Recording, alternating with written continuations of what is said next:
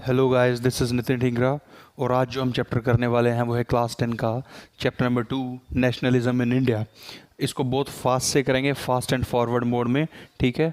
और बिल्कुल बिल्कुल इंपॉर्टेंट डिटेल बताते हुए चलेंगे आपको, और आपको बहुत अच्छे से समझ भी आएगा।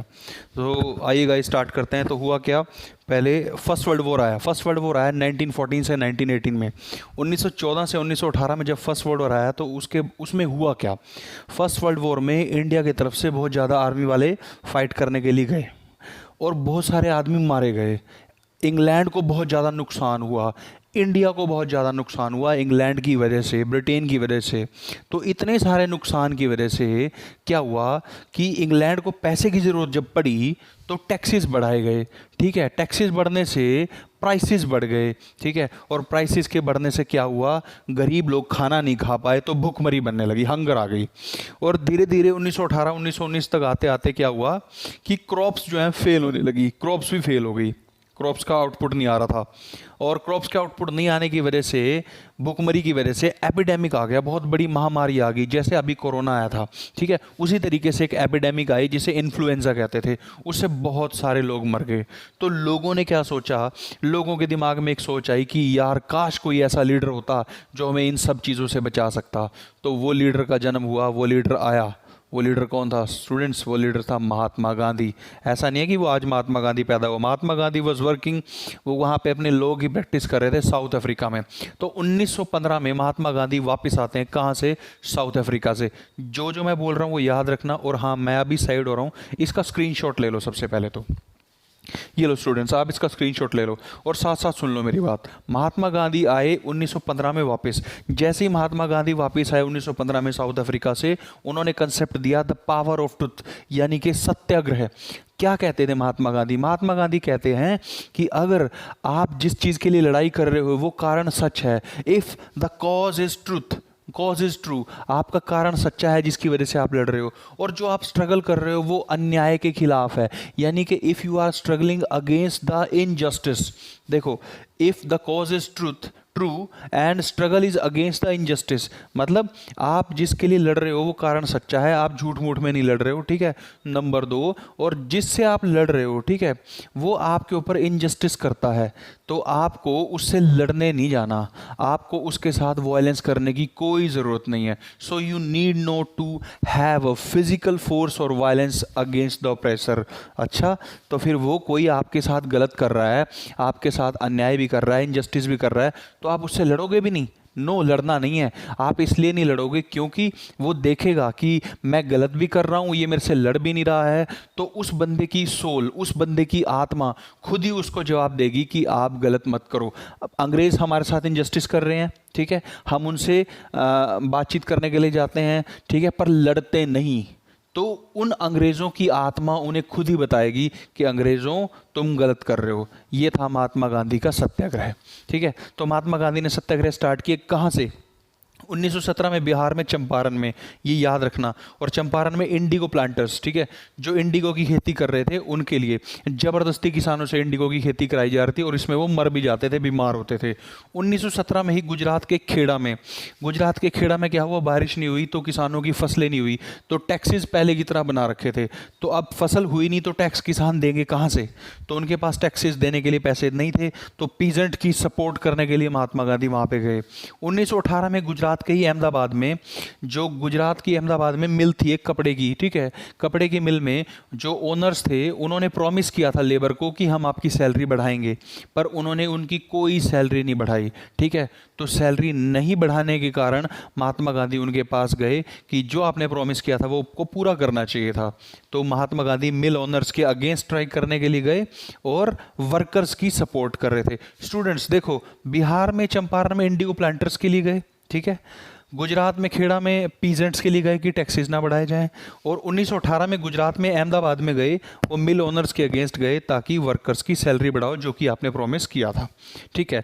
फिर 1919 में क्या हुआ, रोल्ट एक्ट आ गया। भाई बहुत ही खतरनाक एक्ट था। रोल्ट एक्ट क्या होता था कि अंग्रेज़ों ने ये एक्ट लेके आया कि जिस पे भी शक हो उसको अरेस्ट कर लो, उसको जेल में डाल दो। उसको जेल में डालने के बाद ना तो वो बंदा कोई वकील कर सकता है, ना ही उस बंदे को अभी आप कभी जज के सामने पेश करोगे ताकि जज बोले कि हाँ ये बंदा तो ठीक है, आप इसे छोड़ दो, नो। तो आपने जिसको अरेस्ट किया उसको जेल में डालो, बस सिंपल, और 2 से 3 साल के लिए उसको जेल में बंद रखो। जैसे महात्मा गांधी को जेल में बंद कर दो, ठीक है, फिर महात्मा गांधी जेल में बंद है, या बहुत अच्छे अच्छे लीडर हैं जो तगड़े लीडर हैं, अगर उनको जेल में बंद कर देते हैं रोल्ट एक्ट के हिसाब से, तो इनके जो इंडियंस के जो मूवमेंट हैं जो वो हमारे लिए कर रहे हैं, हमारे खिलाफ कर रहे हैं ब्रिटिशर्स के, तो वो बंद हो जाएंगे। तो ये सोच करके वो मूवमेंट लेकर ये एक्ट लेके आए थे जिसका नाम था रोल्ट एक्ट। कब आया था? 1919 में।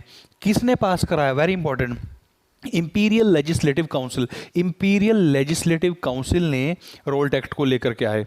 करते क्या थे? लीडर्स को जेल में डाल देते थे ऑन डाउट पे, सिर्फ डाउट है, ये तो कहते थे कि हमें डाउट है।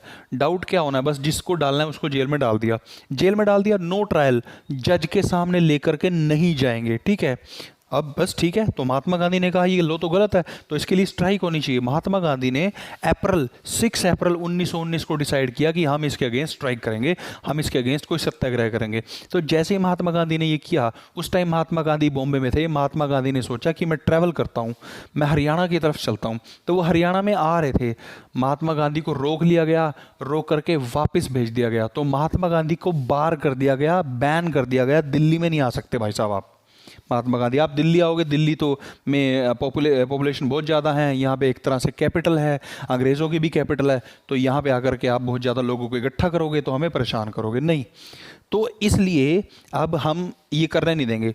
तो अब मार्शल लॉ लगाया गया पंजाब में। मार्शल लॉ क्या था? मार्शल लॉ ये था कि बहुत सारे लोग इकट्ठे नहीं हो सकते हैं, और मार्शल लॉ को लगाने वाला बंदा कौन था? General Dyer. याद रखना है, मार्शल लॉ को लगाने वाला बंदा है जनरल डायर, ठीक है। अब मार्शल लॉ लग गया। पंजाब के अमृतसर में 13 अप्रैल को जलियांवाला बाग इंसिडेंट हो गया। जलियांवाला बाग इंसिडेंट क्या है? 13 अप्रैल को जलियांवाला बाग जो एक जगह थी, वहाँ पे लोग इकट्ठा हुए थे। कुछ लोग तो इकट्ठा हुए थे क्योंकि 13 अप्रैल को बैसाखी होती है, तो पंजाब में सिखों का त्यौहार है, तो बैसाखी का त्यौहार मना रहे थे। पर कुछ लोग इसलिए भी इकट्ठा हुए थे कि जो रोल्ट एक्ट आया है ये ठीक नहीं है, तो वहाँ बहुत सारे लोग इकट्ठा हो गए। मार्शल लॉ लगा हुआ है। मार्शल लॉ क्या कहता है कि बहुत सारे लोग इकट्ठा हो नहीं सकते। उनको बोला होगा 1-2 बार जनरल डायर ने कि आप चले जाओ, पर लोग वहाँ से गए नहीं, तो वहाँ पे फायरिंग होगी, बहुत सारे लोग मर गए। तो ये हो गया जलियांवाला बाग इंसिडेंट। जैसे ये हुआ, इतने सारे लोग मर गए, तो ये बात आग की तरह फैल गई, और इसके लिए बहुत सारी स्ट्राइक्स होने लगी। इतनी सारी स्ट्राइक्स को देखते देखते अंग्रेज़ों ने इसको ना बहुत ब्रूटली, बहुत ही मतलब कठोरता से, एकदम से जड़ से उखाड़ देंगे, जो भी स्ट्राइक करते हैं उसे मार देंगे, ऐसा करना स्टार्ट किया। लोगों को घुटनों पे बिठा के नीचे बो करके, झुक करके सलाम करते थे। अंग्रेज़ों को झुक झुक के सलाम करना पड़ता था। इतने बुरी तरीके से लोगों को मारते पीटते, ज़बरदस्ती सलाम करवाते, जो लोग भी अगेंस्ट जा रहे थे अंग्रेज़ों के। फिर एक इंसिडेंट हुआ, आज की डेट में वो जगह पाकिस्तान में है, उस जगह नाम है गुजरांवाला, ठीक है। तब वो पंजाब में हुआ करती थी। तो गुजरांवाला में क्या हुआ? बम विस्फोट हुआ, ठीक है। तो अब बम विस्फोट हो गया। महात्मा गांधी क्या कहते हैं? महात्मा गांधी कहते हैं कि मुझे वायलेंस नहीं करनी है, मुझे वायलेंस तो करनी ही नहीं है। तो वायलेंस करनी नहीं है तो वायलेंस तो होनी स्टार्ट होगी भाई। किसी बंदों ने जाकर के अंग्रेज़ों के वहाँ पे बम फोड़ दिया। तो अगर बम फोड़ दिया है तो फिर महात्मा गांधी ने कहा कि नहीं, जो ये मैंने आपको स्ट्राइक करने के लिए कहा था रोल्ट एक्ट के अगेंस्ट, इसको मैं कैंसिल करता हूँ। तो महात्मा गांधी ने इसको कर दिया कैंसिल। अब क्या हुआ? अब 1919 में जब 1914 से 1918 तक फर्स्ट वर्ल्ड वॉर चला और अंग्रेज़ जो है इसमें जीत गए, तो अंग्रेज़ों ने एक कंट्री को हराया। उस कंट्री का नाम था टर्की। उस टर्की कंट्री में जो राजा था, उस राजा का नाम था ओटोमन एम्पायर, ओटोमन साम्राज्य। ओटोमन एम्पायर को जब हराया तो ओटोमन एम्पायर था मुस्लिम्स का, और जो मुस्लिम का एम्पायर था, मुस्लिम जैसे कोई हम देखते हैं कि हिंदुओं के जो पुराने राजा होते थे वो अपने किसी राजगुरु से, कोई गुरु होता था उनका, उससे सलाह लेके काम करते थे। ऐसे ही मुस्लिम्स के जो राजा थे ओटोमन एम्पायर के, उनका एक गुरु था बहुत बड़ा, जो मुस्लिम्स में बहुत बड़े धर्म गुरु कहते हैं उन्हें, रिलीजियस जो उनके गुरु होते हैं उनको बोलते थे खलीफा। तो जब ओटोमन का राजा हार गया, ठीक है, तो अंग्रेज़ों ने ओटोमन के राजा के साथ ट्रीटी करी, और ट्रीटी में मतलब ट्रीटी अच्छी नहीं थी, उस ट्रीटी में खलीफा की इंसल्ट हो रही थी। ठीक है। खलीफा के साथ अच्छा व्यवहार नहीं किया जा रहा था, अच्छा ट्रीटमेंट नहीं हो रहा था। तो खलीफा मुस्लिम्स का गुरु है और मुस्लिम्स के गुरु के साथ अच्छा ट्रीटमेंट नहीं कर रहे हो टर्की में, पर इंडिया में अंग्रेज मुस्लिम्स को पूरी सपोर्ट करते थे। तो अंग्रेज़ों को ये देख करके मुस्लिम समझ गए कि ये किसी के सगे नहीं है, ये वहाँ पे कुछ और ट्रीटमेंट करते हैं, यहाँ पे कुछ और, तो इनके अगेंस्ट हो जाते हैं। तो महात्मा गांधी के पास कुछ बंदे गए जिनका नाम था मोहम्मद अली और शौकत अली। ये दो मुस्लिम महात्मा गांधी के पास गए कि सर, कि हम आपके साथ आना चाहते हैं, आप जो भी मूवमेंट करोगे हम आपके साथ आएंगे, ठीक है, और अंग्रेज़ों के खिलाफ लड़ेंगे। तो इस तरीके से कौन सा मूवमेंट स्टार्ट हुआ? खिलाफत मूवमेंट। देखो खिलाफत मूवमेंट में क्या हुआ, वर्ल्ड वॉर, ये लिख दिया मैंने यहाँ पे, आप नोट्स में देख लेना। हाँ, तो हुआ कैसे, मार्च 1919 में खिलाफत कमेटी बनी, उसमें दो बंदे थे, मोहम्मद अली और शौकत अली। कहाँ मिलने गए? महात्मा गांधी को। और सितंबर 1920 में महात्मा गांधी ने कांग्रेस को मनवा लिया, सितंबर 1920 में, और सेशन था कलकत्ता का। कलकत्ता सेशन में महात्मा गांधी ने कांग्रेस को मनवा लिया कि हम खिलाफत कमेटी, जो खिलाफत है वो मूवमेंट करेंगे, ठीक है। फिर नेक्स्ट मूवमेंट आता है NCM, non cooperation movement. Mahatma Gandhi ने अपनी एक बुक में लिखा, महात्मा गांधी ने लिखा कि अंग्रेज हमारे ऊपर रूल कैसे कर रहे हैं? अंग्रेज इसीलिए तो रूल कर रहे हैं क्योंकि हम कोऑपरेट कर रहे हैं। अंग्रेजों की आर्मी में बंदे इंडियंस हैं, अंग्रेजों के आगे काम करने वाले क्लर्क्स इंडियन हैं, ऑफिसर्स भी बहुत सारे इंडियंस हैं। तो क्यों ना हम इनको कोऑपरेट करना बंद कर दें। अगर हम इनको कोऑपरेट नहीं करेंगे तो इनको झटका लगेगा, तो ये भाग जाएंगे यहाँ से।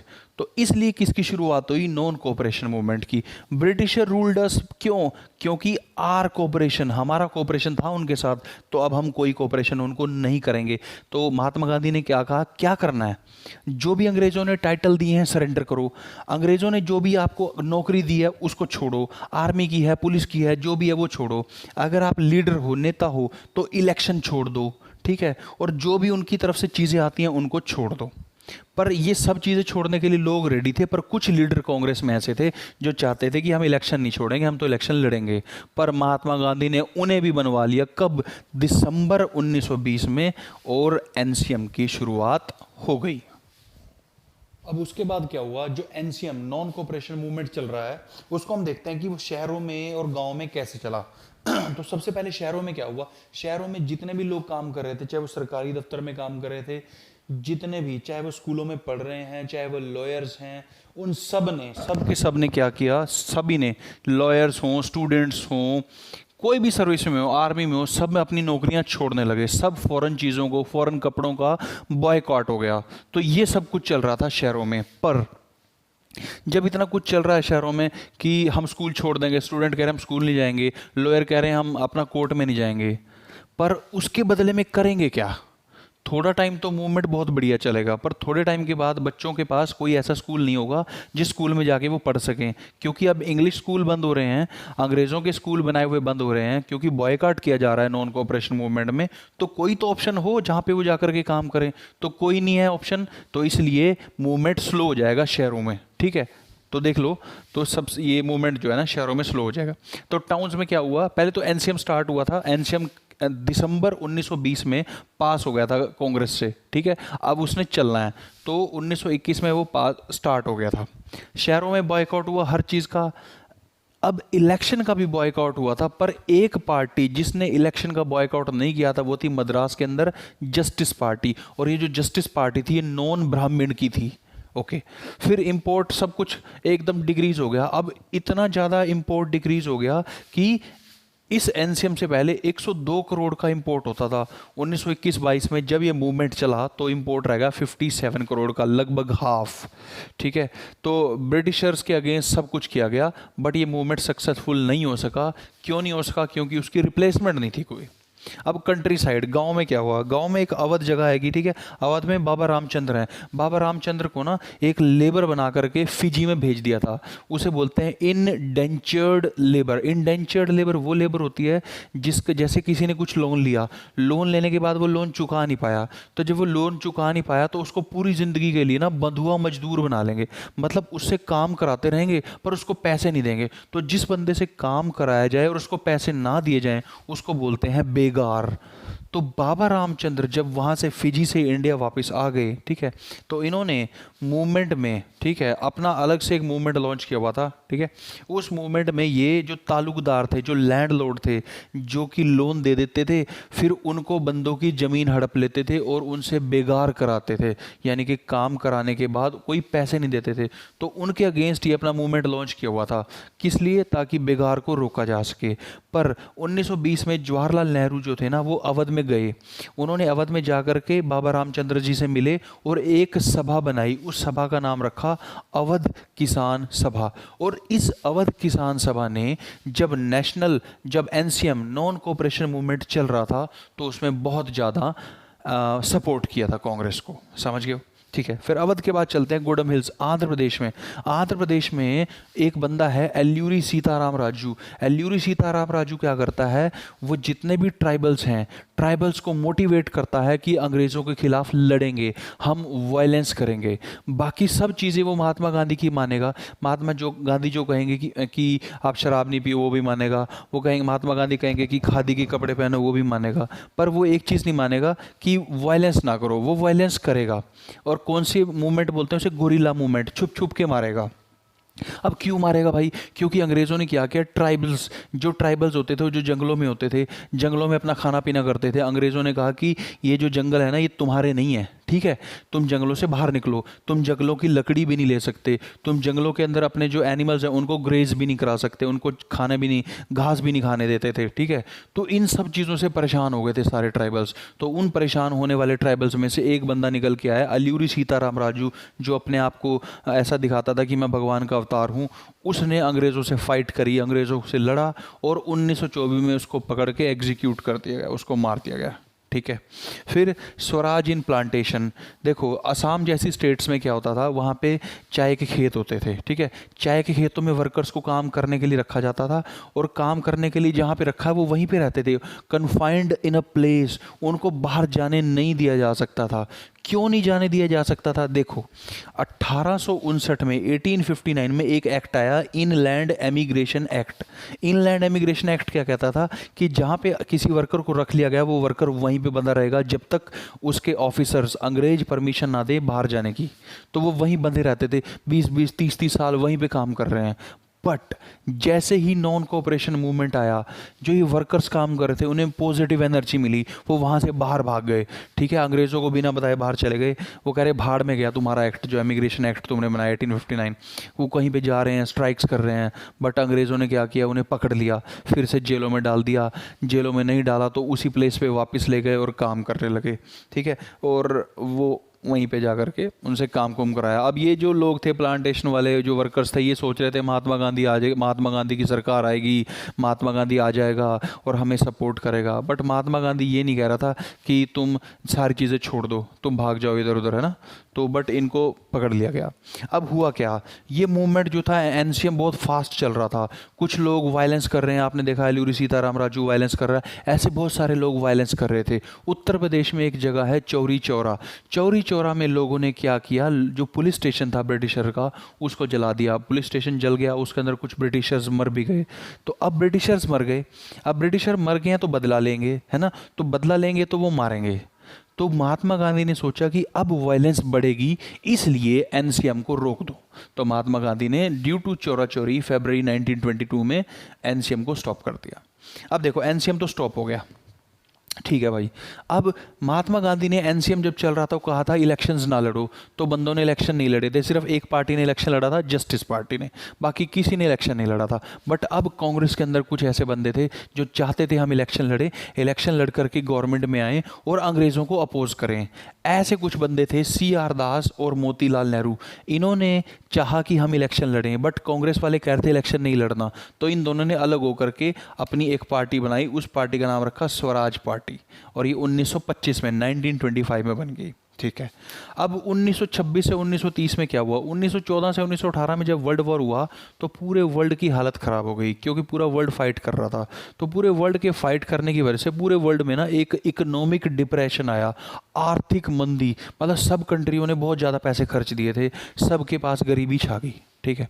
तो अब इस ड्यूरेशन पे क्या हो रहा था 1926 से 1930 में, क्योंकि बहुत ज़्यादा मंदी छा गई तो बहुत सारी चीज़ों की डिमांड कम होने लगी। तो जब डिमांड कम हो जाती है ना स्टूडेंट्स, तो प्राइसेस डिक्रीज़ हो जाते हैं, ठीक है। अगर इस मार्कर की डिमांड ही नहीं रहेगी मार्केट में, कोई ख़रीदने ही नहीं जाएगा, आज ये 20 रुपये का है तो हो सकता है ये 15 का हो जाए, फिर 10 रुपये का भी हो सकता है। तो ऐसे ही बहुत सारी चीज़ों की डिमांड कम हो गई तो प्राइसेस डिक्रीज़ हो गए। और एग्रीकल्चर प्रोडक्ट के जो खाने वाली चीज़ें हैं उनके तो प्राइसेस बिल्कुल ही डिक्रीज़ हो गए, इतने डिक्रीज़ हो गए कि जो किसान थे वो अपना सामान बेच ही नहीं पा रहे थे, ठीक है, बेच ही नहीं पा रहे थे क्योंकि लोगों के पास बिल्कुल भी पैसे नहीं थे। तो इस वजह से क्या हुआ कि बहुत सारी दिक्कतें कंट्री में आने लगी। इन दिक्कतों को सॉल्व करने के लिए ब्रिटिश गवर्नमेंट ने एक साइमन कमीशन, एक ग्रुप जिसका लीडर था जॉन साइमन। कमीशन का मतलब था ग्रुप, 5-6 बंदों का ग्रुप इंडिया आएगा, उनका लीडर होगा जॉन साइमन, और वो इंडिया में आएगा, वो देखेगा कि अभी तो इंडियंस ने मूवमेंट किया था एनसीएम, वो क्यों किया, क्यों नहीं होना चाहिए था। और दूसरा वो देखेगा कि इंडिया में क्या क्या चेंजेस करें ताकि ब्रिटिशर्स जो है ना और ज़्यादा लंबे टाइम तक रूल कर सकें, ठीक है। पर इंडियंस को ऐसा लगेगा कि हमारे लिए कुछ अच्छे काम करने आ रहे हैं। अब जैसे वो इंडिया आते हैं, 5 बंदे होते हैं, उन 5 में से एक भी इंडियन नहीं होता।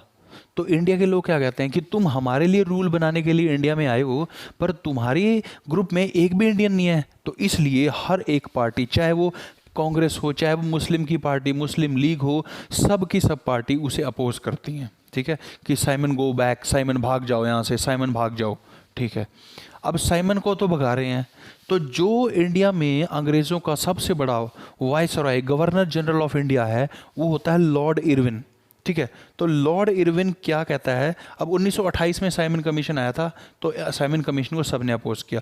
1929 में लॉर्ड इरविन ऑफर करता है कांग्रेस को या इंडियंस को, क्या ऑफर करता है, एक चीज़ ऑफर करता है, वो कहता है कि मैं आपको इंडिया को डोमिनियन स्टेटस दूंगा। अब डोमिनियन स्टेटस क्या होता है? डोमिनियन स्टेटस का मतलब है अगर इंडिया को डोमिनियन स्टेटस मिल जाएगा तो इंडिया के अंदर जो भी डिसाइड करना, जैसे एजुकेशन का, हॉस्पिटल बनाना है, जो भी कुछ करना है, वो इंडिया के ही लीडर होंगे, सब कुछ इंडिया वाले डिसाइड करेंगे। बट अगर इंडिया को कोई फॉरेन अफेयर्स है, मतलब कि पाकिस्तान या किसी और कंट्री से बातचीत करनी है, तो वो इंडिया नहीं करेगा, वो हम करेंगे। यानी कि ब्रिटिशर जो हैं इंडिया को ऊपर से कंट्रोल करेंगे। यानी कि इंडिया के लीडर्स तो होंगे, रूल भी बना सकेंगे वो इंडिया के अंदर अंदर के लिए, पर इंडिया के बाहर इंडिया के रिलेशन किसी और कंट्री से कैसे हों, इस चीज़ के ऊपर कंट्रोल ब्रिटिशर का रहेगा। आर्मी जो होगी वो भी ब्रिटिशर की होगी, पुलिस जो होगी वो भी ब्रिटिशर की होगी। तो फिर ये स्टेटस देना चाह रहे थे, तो ये स्टेटस के लिए उसने कहा कि भाई मैं डोमिनियन स्टेटस दूंगा और आपको इनवाइट करूंगा कि आप इंग्लैंड में आओ और हमारे साथ बैठ के बातचीत करो। और कहाँ पे करो? RTC, round table conference. एक गोल सा मेज होगा, टेबल होगा, उस पर हम भी बैठेंगे, आप लोग भी बैठना, वहाँ पे डिस्कस कर लेंगे। ठीक है, तो इसने तो ये ऑफर दे दिया अपना अक्टूबर में। दिसंबर में ही 1929 में जवाहरलाल नेहरू ने लाहौर में कांग्रेस की एक मीटिंग ली, ठीक, इसे कांग्रेस का सेशन बोलते हैं, और उसमें बोला कि हमें डोमिनियन स्टेटस नहीं चाहिए, हमें चाहिए पूर्ण स्वराज। मतलब कि हम अंदर भी रूल करेंगे और बाहर हमारा किसी कंट्री से कैसा रिलेशन करना है वो भी हम डिसाइड करेंगे, तुम नहीं डिसाइड करोगे। तो पूर्ण स्वराज की डिमांड कर दी और साथ साथ बोल भी दिया कि 26 जनवरी 1930 को हम इंडिपेंडेंस डे मनाएंगे। इतना बड़ा इवेंट हो गया, पर उसका बहुत भी ज़्यादा इम्पैक्ट नहीं पड़ा, बहुत थोड़ा सा प्रभाव पड़ा, बहुत ही कम इम्पैक्ट पड़ा। देयरफॉर महात्मा गांधी ने सोचा कि इतना सारा कुछ हो रहा है पर उसका इफेक्ट कुछ भी नहीं आ रहा, तो इसका मतलब हमें अगला कोई मूवमेंट चलाना पड़ेगा। और वो अगला मूवमेंट कौन सा होगा? वो अगला मूवमेंट होगा सिविल डिसोबीडियंस मूवमेंट। अभी तक हमने पढ़ लिया था कि नॉन कोऑपरेशन मूवमेंट क्या था, अब हम पढ़ेंगे कि सीडीएम क्या है, सिविल डिसोबीडियंस मूवमेंट क्या है। तो सिविल डिसोबीडियंस मूवमेंट की शुरुआत कैसे हुई? 1930 में 31 जनवरी को महात्मा गांधी ने लॉर्ड इरविन, जो कि वाइसराय था इंडिया का, उसको 11 डिमांड्स रखी। ये 11 डिमांड्स के बारे में क्या था कि इसमें पूरी सोसाइटी में, पूरे इंडिया में, चाहे वो गरीब बंदा हो, चाहे वो अमीर बंदा हो, चाहे वो आर्मी का बंदा हो, किसान हो, बड़ा बिजनेसमैन हो, सबकी डिमांड्स लेकर के 11 डिमांड डिमांड बना करके लॉर्ड इरविन को दे दी और कहा 11 मार्च से पहले अगर आपने ये डिमांड्स मान ली तो ठीक, अगर नहीं मानी तो हम जैसे नॉन कोऑपरेशन मूवमेंट चलाया था वैसे सिविल डिसोबीडियंस मूवमेंट हम चलाएंगे। ठीक है, तो लॉर्ड इरविन ने तो इनकी बातें कहाँ माननी थी। और उन बातों में एक बात क्या थी कि चाहे गरीब आदमी हो चाहे अमीर आदमी हो, नमक सोल्ट हर कोई खाता है। तो अंग्रेज क्या करते थे, नमक के ऊपर भी टैक्स लगाते थे। तो ब्रिटिशर्स का ये टैक्स जो था हमें बढ़िया नहीं लग रहा था, तो महात्मा गांधी ने कहा कि ये टैक्स तो मैं आपका हटा करके रहूंगा। तो ठीक है भाई, महात्मा गांधी की जो 11 डिमांड्स थी लॉर्ड इरविन ने नहीं मानी। तो जैसे डिमांड नहीं मानी तो 11 मार्च को महात्मा गांधी प्लस उनके 78 वॉलंटियर्स उनके साथ मिलकर के महात्मा गांधी के आश्रम साबरमती से लेकर के डांडी, जो कि गुजरात में एक सी के साथ साथ लगता हुआ कोई एक प्लेस है, वहां पे नमक बनाना स्टार्ट कर दिया। और जैसे ही नमक बनाया तो ये अंग्रेजों का एक लॉ था जिसको उन्होंने तोड़ दिया था। तो अंग्रेजों का लॉ तोड़ना is known as civil disobedience movement. उनके लॉ को डिसओबीडियंस किया आपने माना ही नहीं है उनके लॉ को। तो ठीक है, तो ऐसे शुरुआत हुई। स्टूडेंट्स अभी आप इसका जो है ना स्क्रीनशॉट ले लो, ये बहुत ही बढ़िया नोट्स हैं, आपको पेपर में सिर्फ बहुत ही जल्दी आपको रिवाइज करने में हेल्प करेंगे। तो ठीक है, फिर महात्मा गांधी जो है जब 11 मार्च को वहां से चले तो 6 अप्रैल को वहां पे पहुंचे थे और डिस्टेंस था उसके बीच में 240 माइल। और जैसे ही महात्मा गांधी ने नमक का कानून सोल्ट लॉ तोड़ दिया, सो इससे सीडीएम की शुरुआत हो चुकी थी। अब क्या हुआ, जैसे ही सीडीएम चला तो स्ट्राइक होने लगी, फॉरेन गुड्स का जो है बॉयकॉट हुआ, जो छोटे मोटे टैक्सेस थे उसके लिए लोग मना करने लगे। और इसको देख करके अंग्रेजों ने लीडर्स को अरेस्ट करना स्टार्ट कर दिया। और एक लीडर थे, उनका नाम था अब्दुल गफ्फार खान। ये कहाँ पे थे, पेशावर में। इनको फ्रंटियर गांधी कहते हैं, फ्रंटियर गांधी। ठीक है, अब ये थे ब्रिटिशर, ये जो थे अब्दुल गफ्फार खान, ये महात्मा गांधी के फॉलोअर थे। ये महात्मा गांधी के सिविल डिसोबीडियंस मूवमेंट को चला रहे थे। तो इनको लाल कुर्ती वाले भी कहते थे क्योंकि ये लाल ड्रेस पहन करके चलते थे, लाल शर्ट पहन के चलते थे। तो इनके बंदे जो है स्ट्राइक कर रहे हैं और अंग्रेजों ने इनके ऊपर कुछ गोलियां चलाई, इनके कुछ बंदे मारे गए और इन्होंने ब्रिटिशर्स ने अब्दुल गफ्फार खान को अप्रैल 1930 में अरेस्ट कर लिया। अप्रैल 1930 में अब्दुल गफ्फार खान को अरेस्ट किया, मई 1930 में महात्मा गांधी को अरेस्ट किया। जैसे ही महात्मा गांधी को अरेस्ट किया, स्ट्राइक्स और तेज हो गई। शोलापुर एक जगह है महाराष्ट्र में, वहां के लोगों ने क्या किया, पुलिस चौकियां जो थी, पुलिस स्टेशन थे, वो जला दिए। अब ब्रिटिशर और ज्यादा भड़क गए और उन्होंने और ज्यादा ब्रूटली लोगों को अरेस्ट करना स्टार्ट किया। लगभग 1 लाख सत्याग्रही को उन्होंने अरेस्ट कर लिया। अब इतने ज़्यादा लोग जब अरेस्ट हो गए तो महात्मा गांधी के पास एक बंदा गया जो कि वायसराय था, लॉर्ड इरविन। उसने कहा, भाई साहब आप मेरी बात मानते हो तो मैं आपको एक एडवाइस देता हूं कि हम दोनों मिलकर के एक पैक्ट करते हैं कि आप अपना सिविल डिसोबीडियंस मूवमेंट रोक दो, मैं आपके 1 लाख बंदों को छोड़ दूंगा। प्लस आप किस लिए मूवमेंट कर रहे हो, ताकि अंग्रेज आपसे बात करें, हम लोग आपसे बात करें। तो हम लंदन जाएंगे, वहां पे राउंड टेबल कॉन्फ्रेंस करेंगे, एक राउंड मेज होगा, उसके ऊपर आप भी बैठना, हम भी बैठेंगे और डिस्कस करेंगे। तो जो राउंड टेबल कॉन्फ्रेंस हुई थी वो 3 हुई थी। फर्स्ट राउंड टेबल कॉन्फ्रेंस में कांग्रेस की तरफ से कोई भी नहीं गया था, पर सेकंड राउंड टेबल कॉन्फ्रेंस में महात्मा गांधी गए। तो ये आपने पढ़ लेना यहाँ पे, सेकंड राउंड टेबल कॉन्फ्रेंस में जो कि 1931 में हुई थी, महात्मा गांधी गए और वहाँ पे उन्हें एक भी बात बढ़िया नहीं लगी, तो महात्मा गांधी वापस आ गए। अब महात्मा गांधी वापस आए तो देखा कि उन्होंने एक भी बंदे को जेल से छोड़ा ही नहीं है लॉर्ड इरविन ने। महात्मा गांधी भड़क गए। महात्मा गांधी ने कहा, मैं दोबारा मूवमेंट स्टार्ट करूंगा। पर जब महात्मा गांधी ने दोबारा मूवमेंट स्टार्ट किया तब महात्मा गांधी का ये मूवमेंट इतना ज़्यादा नहीं बढ़ पाया। ठीक है, क्योंकि महात्मा गांधी ने 5 मार्च 1931 पे जब गांधी और इरविन का पैक्ट हुआ था तो सीडीएम को रोक दिया था।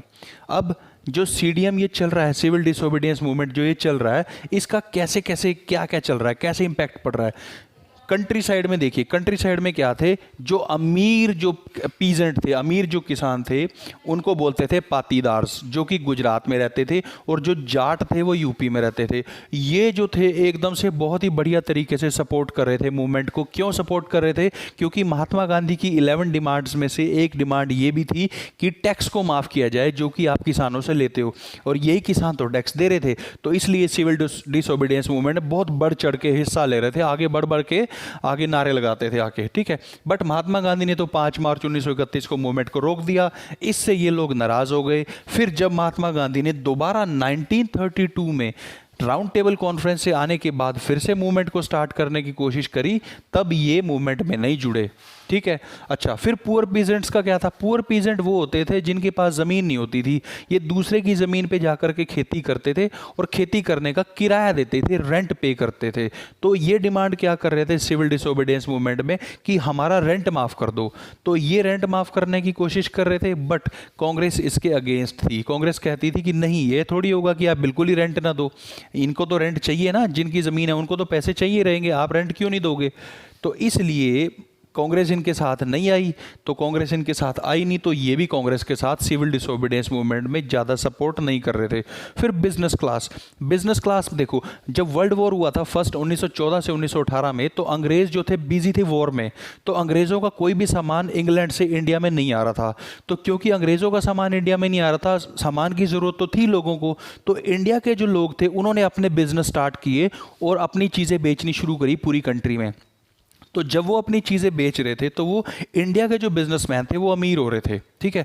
अब फिर से मूवमेंट स्टार्ट हो चुका था, सिविल डिसोबीडियंस मूवमेंट। तो ये जो बिजनेस क्लास थे, ये बहुत ही बढ़िया सपोर्ट कर रहे थे मूवमेंट को। क्यों कर रहे थे?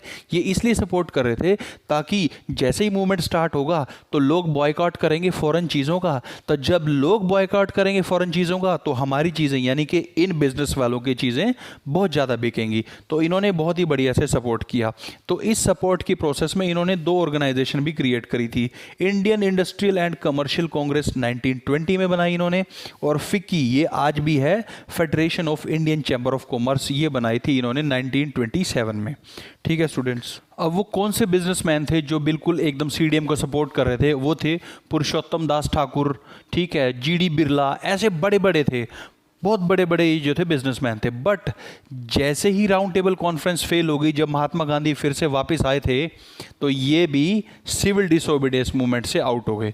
अच्छा स्टूडेंट, इसका भी स्क्रीनशॉट ले लो, ये नेक्स्ट आपका स्क्रीन है, इसका स्क्रीनशॉट ले लो, ये इंपॉर्टेंट है, ले लिया होगा। अच्छा, पुरुषोत्तम, ये अब बिजनेसमैन भी आउट हो गए। अब क्या हुआ?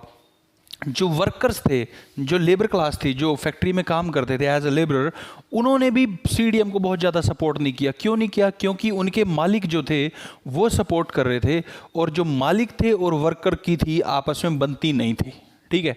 तो इसलिए वर्कर्स ने भी सपोर्ट नहीं किया। और बट एक एरिया था जैसे नागपुर का, जहाँ पे थोड़ा बहुत जो है सपोर्ट हुआ, वर्कर्स की तरफ से आया था। वुमेन्स की पार्टिसिपेशन बहुत ज़्यादा थी, बहुत ही ज़्यादा। पर वुमेन की इतनी ज़्यादा पार्टिसिपेशन होने के बावजूद भी उनको बहुत ज़्यादा कोई सपोर्ट नहीं दिया गया, यानी कि उनके लिए कुछ बहुत ज़्यादा रूल नहीं बनाए गए, क्योंकि बहुत ही लेट बाद में आकर के, आज़ादी के बाद, फ्रीडम के बाद उनके लिए कुछ रूल्स बने। ठीक है। अच्छा, फिर लिमिटेशंस देखो सीडीएम की क्या थी। सिविल डिसोबीडियंस मूवमेंट की लिमिटेशन ये थी कि जो अनटचेबल्स थे, जो कि डिप्रेस्ड क्लास थे, उन्होंने पार्टिसिपेट नहीं किया सीडीएम में। भाई क्यों पार्टिसिपेट नहीं किया? क्योंकि जो हायर क्लास थे, जो ब्राह्मण्स थे, वो उनको सपोर्ट नहीं करते थे, अपने साथ बैठाते नहीं थे, बहुत सारी चीज़ें थी, वो पुराना टाइम था। ठीक है। तो इसलिए महात्मा गांधी ने जो अनटचेबल्स थे उनके लिए मूवमेंट स्टार्ट किए, उन्हें हरिजन कहा, उनके लिए सत्याग्रह के किए, ताकि उनको सोसाइटी में अपलिफ्टमेंट मिले, वो ऊपर उठ सके।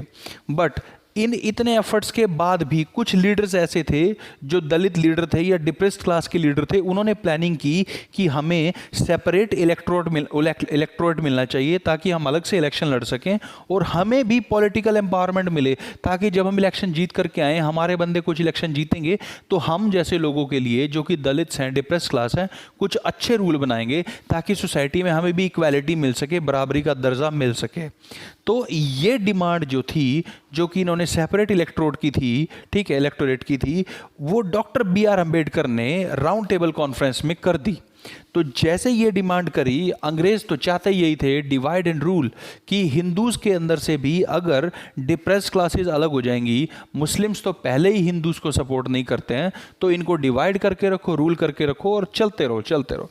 तो डॉक्टर भीमराव अंबेडकर की बात अंग्रेजों ने मान ली और 1932 में उन्हें सेपरेट इलेक्टोरेट अलाउड कर दिया। ठीक है। अब जैसे ही उन्हें सेपरेट इलेक्टोरेट अलॉट हुआ, यानी कि डिप्रेस्ड क्लासेस को, महात्मा गांधी तब जेल में बंद थे। महात्मा गांधी जेल में बंद थे, तो महात्मा गांधी ने कहा कि मैं कुछ भी खाऊंगा पीऊंगा नहीं, मैं मर जाऊंगा, मैं मरने तक अनशन करूंगा, बिल्कुल कुछ नहीं खाऊंगा। अगर आपने ये डिप्रेस्ड क्लासेस को जो अलग से आपने इलेक्टोरेट दिया उसको कैंसिल नहीं किया, तो फिर पूना पैक्ट होता है। पूना पैक्ट में क्या होता है, सितंबर 1932 में होता है। महात्मा गांधी यरवड़ा जेल के अंदर होते हैं और महात्मा गांधी के साथ मिलकर के भीमराव अम्बेडकर एग्री करते हैं कि ठीक है सर, कि हम ऐसा नहीं करेंगे कि अलग से इलेक्टोरेट लें। बदले में महात्मा गांधी भी कहते हैं कि ठीक है, अगर आप मेरी बात मानते हो तो हम आपके लिए कुछ सीटें रिजर्व ज़रूर कर देंगे। तो इस तरह से उन्होंने उनके लिए सीटें रिजर्व कराई। अब कुछ मुस्लिम ऑर्गेनाइजेशन भी थी जो कि सीडीएम को सपोर्ट नहीं कर रही थी। क्यों नहीं कर रही थी? क्योंकि जब खिलाफत मूवमेंट चला था, नॉन कोऑपरेशन मूवमेंट, तो महात्मा गांधी ने उसे 1922 में रोक दिया था, चोरा चोरी की जो एक्टिविटी हुई थी उसके कारण। तो इस वजह से मुस्लिम बहुत ज़्यादा नाराज थे और सीडीएम को सपोर्ट नहीं कर रहे थे। अब एक बंदे थे मोहम्मद अली जिन्ना, जैसे देखो आपने देखा भीमराव अम्बेडकर ने क्या किया, उन्होंने मान लिया कि हमें सेपरेट इलेक्टोरेट नहीं चाहिए, पर मुस्लिम्स को तो 1909 में 1909 में ही सेपरेट इलेक्टोरेट दे दिया था। अब मोहम्मद अली जिन्ना भीमराव अम्बेडकर को देख के कहता है कि ठीक है भाई, हम भी इसको मना कर देते हैं, हमें भी सेपरेट इलेक्टोरेट नहीं चाहिए, पर हमें रिजर्वेशन मिलनी चाहिए बराबरी की। जितने हिंदूज को सीटें मिलेंगी इलेक्शंस में उतने ही हमें मिलेंगी, तब जाकर के हम अलग से इलेक्टोरेट नहीं मानेंगे। तो फिर एक बंदे थे हिंदू महासभा के एमआर जयकर, वो उसके अगेंस्ट खड़े हो जाते हैं मोहम्मद अली जिन्ना के कि ऐसा कुछ नहीं हो सकता, कि हम आपकी ये बात बिल्कुल नहीं मान सकते। तो बिल्कुल नहीं मान सकते तो वो बिल्कुल सेपरेट हो जाते हैं, फिर बिल्कुल सेपरेट हो जाते हैं। अच्छा, अब ये पूरा चैप्टर लगभग फिनिश है। अब लास्ट टॉपिक बचता है सेंस ऑफ कलेक्टिव बिलोंगिंगनेस। मतलब पूरे इंडिया में इतने सारे लोग रहते हैं, तो जब सबके सब लोग एक फीलिंग आ जाए सबके लोगों को कि हाँ ये चीज़ मेरी है, सबको लगे कि ये चीज़ मेरी है, उसे बोलते हैं नेशनलिज्म। यानी कि चाहे वो हिंदू हो, चाहे मुस्लिम हो, सिख हो, चाहे वो गरीब हो, चाहे अमीर हो, चाहे छोटा किसान, चाहे बड़ा किसान, चाहे आर्मी वाला हो, चाहे नौकरी करने वाला हो, सबको लगे कि ये देश मेरा है, उसे बोलते हैं नेशनलिज्म। तो ये नेशनलिज्म की फीलिंग कैसे आ सकती थी? सब लोगों ने, ठीक है, सब लोगों को हिस्ट्री पढ़ाई गई, अपनी पुराना प्राचीन इतिहास, पुरानी हिस्ट्री बताई गई कि हमारे राजा ऐसे थे, इकट्ठे मिलकर रहते थे, इतने स्ट्रॉन्ग थे, अंग्रेज़ तो कुछ भी नहीं है। और कोई फिक्शन कहानियाँ बना बना के सुनाई गई, फोक सॉन्ग, पुराने गीत गाए गए, कोई पुराने सॉन्ग्स गाए जाते थे जिससे लोगों को अपनापन लगता था कि हाँ यार ये गाना तो हमारा ही है, ठीक है। और फिर और क्या हुआ, इमेज ऑफ भारत माता, हमारी जो इंडिया की जो लैंड थी उसे एक माँ का दर्जा दिया गया, उसे माँ से इक्वेट किया गया, माँ के बराबरी रखा गया, क्योंकि माँ से सब प्यार करते हैं। तो अगर ये ज़मीन माँ है तो चाहे वो हिंदू हो उसकी भी माँ है, मुस्लिम हो उसकी भी माँ है, सिख हो उसकी भी माँ है, हर एक की माँ है ये, ठीक है। और ये जो इमेज थी किसने बनाई थी? बंकिम चंद्र चटर्जी ने बनाई थी। बंकिम चंद्र चटर्जी ने ही वंदे मातरम सॉन्ग लिखा। वंदे मातरम मतलब उसमें अपनी जो लैंड है उसको मातरम सलाम करते हैं, उनकी प्रेज करी गई है। और ये आनंद मठ बुक में लिखा था 1870 में। अच्छा, अवनिंद्रनाथ टैगोर, ठीक है, ये बहुत ज़्यादा बढ़िया पेंटर थे। इन्होंने भारत माता की दो इमेज बनाई हैं। एक इमेज बनाई जिसमें भारत माता शांत दिखा रखी है, एक इमेज बनाई जिसमें भारत माँ शेर के साथ है, लॉयन के साथ हैं और वो एग्रेसिव हैं। वो दिखाना चाह रहे हैं कि हम इतने स्ट्रांग भी हैं और हम काम भी हैं, सत्याग्रह के हिसाब से हम काम हैं, और अगर हमें लड़ना पड़ेगा तो रेवोल्यूशनरीज के पॉइंट ऑफ व्यू से हम बिल्कुल एकदम तुम्हें पछाड़ के रख देंगे अंग्रेज़ों, ठीक है। फिर तमिल फोक्स थे जो कि नतेशा शास्त्री ने लिखे थे तमिल में, साउथ इंडियन लैंग्वेजेस में। ट्राई कलर फ्लैग आया, फ्लैग आया भाई, सब जुड़ा हुआ फील कर रहे थे उससे। वो कौन लेके आए थे? स्वदेशी मूवमेंट में आया था। और फिर स्वराज फ्लैग लेके आए थे महात्मा गांधी, जो कि 1921 में आया था। तो स्टूडेंट्स, मैंने बहुत जल्दी ट्राई किया, आपको पूरा चैप्टर समझाया है, ठीक है। आई होप कि आपको समझ आ गया होगा। That's all from my side. Subscribe, share, सब कुछ आप कर सकते हो। Thank you.